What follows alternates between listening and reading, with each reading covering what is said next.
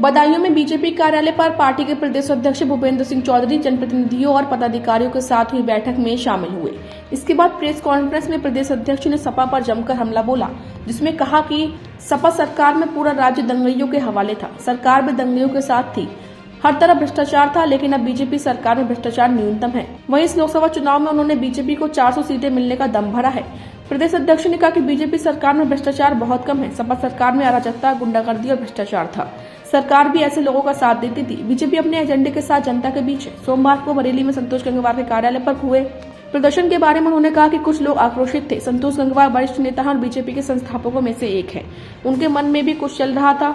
उनके और अन्य लोगों के साथ बैठकर वार्ता हो गई है।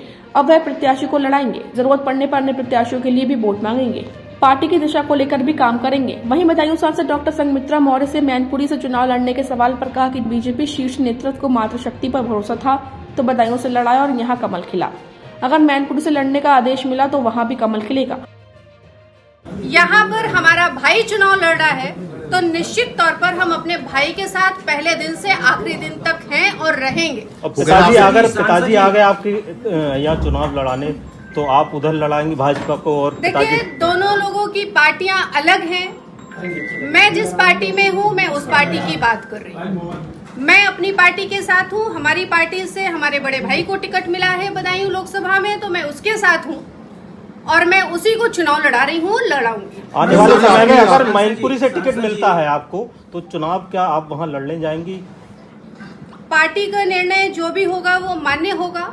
जिस तरह से बदायूं के निर्णय को हमने माना है, वैसे आगे भी जो भी निर्णय होगा वो सर्वोपरि। भारतीय जनता पार्टी की सरकारों की नीति है, उसमें भ्रष्टाचार का उन्मूलन भी हमारी प्राथमिकताओं में। और मैं आज जिम्मेवारी के साथ कह सकता हूँ कि हमारी सरकारों में भ्रष्टाचार आज न्यूनतम स्तर पर है। समाजवादी पार्टी के लोग अपने समय के जो लोग सरकार में रहे हैं, किस प्रकार की अराजकता, गुंडागर्दी, बेईमानी, भ्रष्टाचार और पूरा राज्य दंगाइयों के हवाले था। सरकारें दंगाइयों के साथ खड़ी रहती और ये लोग सब दंगाइयों के साथ। और आज भी माननीय प्रधानमंत्री जी का संकल्प है भ्रष्टाचार के सामूल नष्ट करने का। इन भ्रष्टाचारियों का संकल्प है भ्रष्टाचारियों